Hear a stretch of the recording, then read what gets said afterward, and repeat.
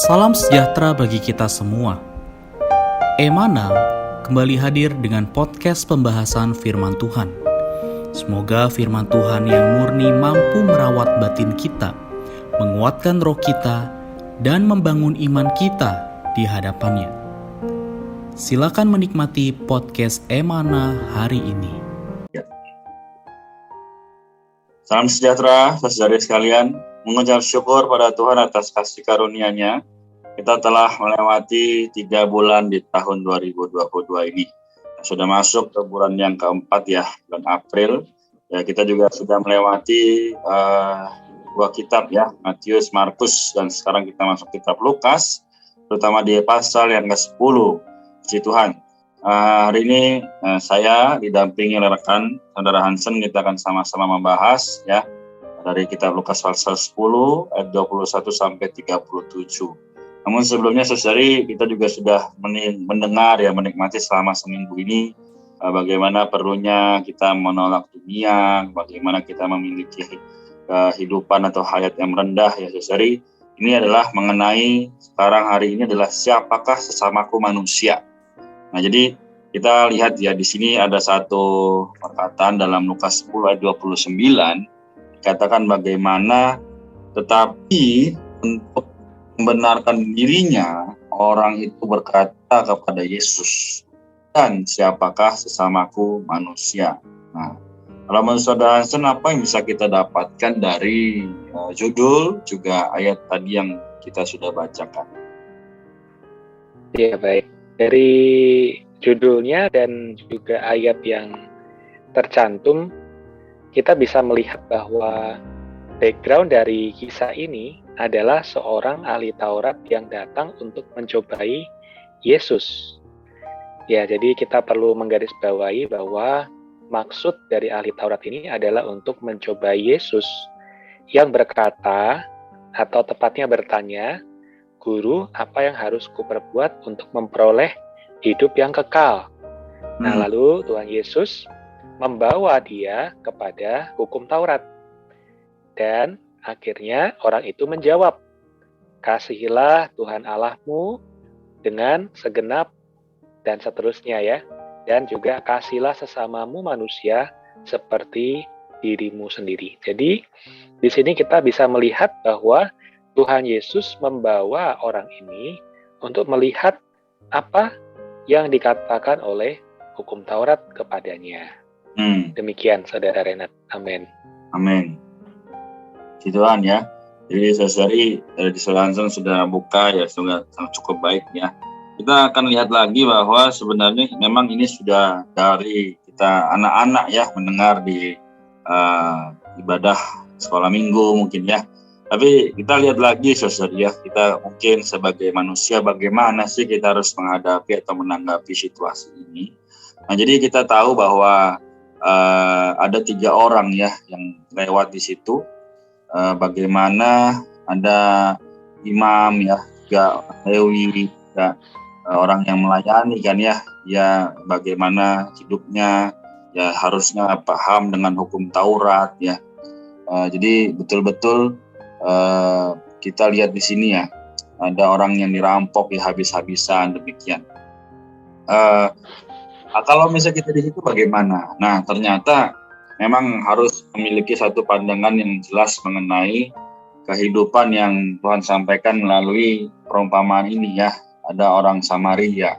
Jadi benar-benar ternyata orang Samaria kan dianggap rendah ya, dianggap juga hina ya oleh bangsa Israel.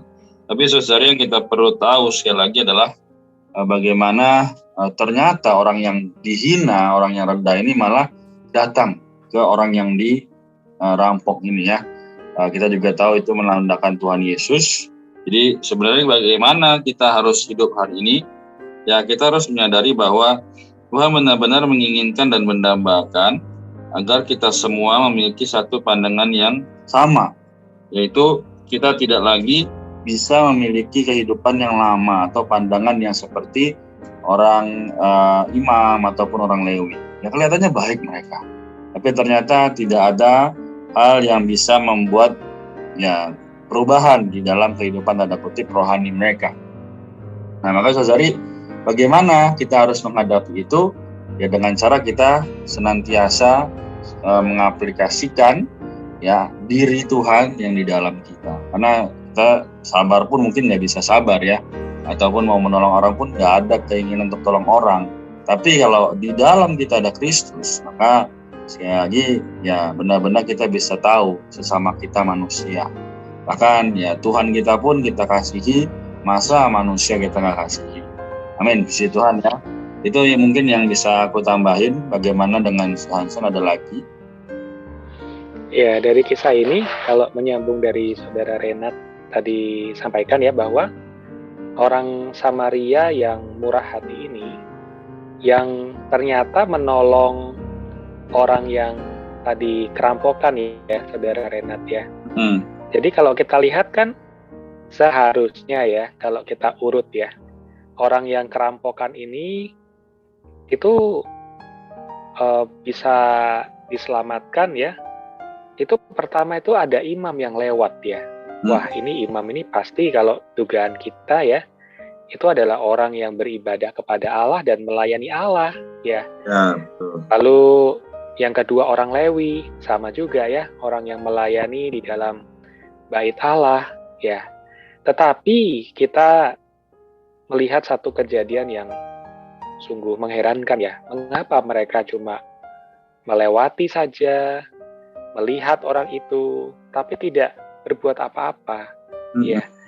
Jadi hari ini kita bisa melihat satu hal, bahwa jabatan, satu status rohani tidak menjamin ya orang itu bisa merasakan ya belas kasihan atau bersimpati kepada orang yang sedang kesulitan ini ya. Dan ternyata seorang Samaria yang dihina, seorang Samaria yang dianggap adalah kaum rendahan pada saat itu, ya karena orang Yahudi tidak mau bergaul dengan orang Samaria ya. Tetapi justru orang yang demikian melihat orang itu yang sudah babak belur, yang sudah dirampok, bahkan sudah terkapar di jalan ya, maka orang Samaria ini justru malah menghampiri, hatinya tergerak oleh belas kasihan, membalut luka-lukanya, menyirami dengan minyak dan anggur. Wah, komplit ya, bahkan sampai membawa orang ini ke penginapan.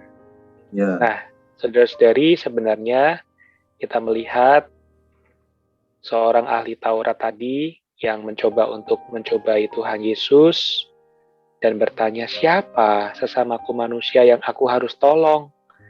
Nah, ternyata Tuhan Yesus menyingkapkan satu fakta ya, bahwa orang ahli Taurat ini adalah orang yang sesungguhnya ya dia sudah tidak mampu ya untuk menggenapkan perintah-perintah hukum Taurat ya. Dia adalah digambarkan seperti orang yang kerampokan, yang ingin melakukan hukum Taurat, menyenangkan Allah, tetapi juga tidak mampu. Ya, seringkali kita juga demikian kan, saudari ya. Kita ingin melakukan suatu perintah Allah, tetapi kita seringkali gagal. Kita ingin menyenangkan Allah, tetapi kita juga seringkali gagal. Tapi puji Tuhan, ya Tuhan datang sebagai seorang Samaria yang baik hati untuk menolong kita. Jadi sesungguhnya dari kisah ini yang memerlukan pemulihan, yang memerlukan penggembalaan, dan yang memerlukan perawatan rohani sesungguhnya adalah ahli Taurat itu terlebih dulu ya. Jadi dari kisah ini kita juga melihat perlunya kita diselamatkan dari segala kesombongan, ya kesombongan dan pembenaran diri. Wah, siapa yang harusnya aku kasihi? Ya, kita mungkin jatuh dalam kesombongan ya. Siapa yang harus aku tunjukkan belas kasihan? Ternyata, saudari, kita terlebih dululah yang memerlukan ya kasih dari Tuhan, kita yang memerlukan belas kasih-Nya, sehingga kita boleh menjadi orang yang dipulihkan terlebih dulu. Baru karena kasih Tuhan memenuhi kita, maka akhirnya barulah kasih ini bisa mengalir dari dalam kita kepada orang lain. Demikian Saudara Renat yang saya dapatkan. Tuhan. Sangat baik ya. Jadi saudari, mari Amin. sekali lagi kita juga jangan sampai menjadi seperti ahli Taurat, jadi seperti orang yang hanya melewati orang yang digebukin itu ya, oleh para perampok. Tapi justru kita harus dicelikan ya, sekali lagi jangan mau dibutakan oleh situasi, tapi justru harus kasih ya. Karena demikian pun dengan Tuhan, ketika bertemu dengan kita, dia tidak meninggalkan, tapi justru karena hatinya penuh dengan belas kasihan, ya, dia tidak lagi membenarkan dirinya sendiri, tapi justru dia benar-benar sandar, ya, taat kepada pengaturan Allah. Maka puji Tuhan pada hari ini kita boleh sama-sama belajar, ya, untuk terus setia untuk belajar sebagaimana Tuhan telah meneladankannya. Puji Tuhan, Sansen. Kita boleh doakan saudara-saudari pendengar sekalian. Amin. Mari saudara-saudari kita bersatu di dalam doa.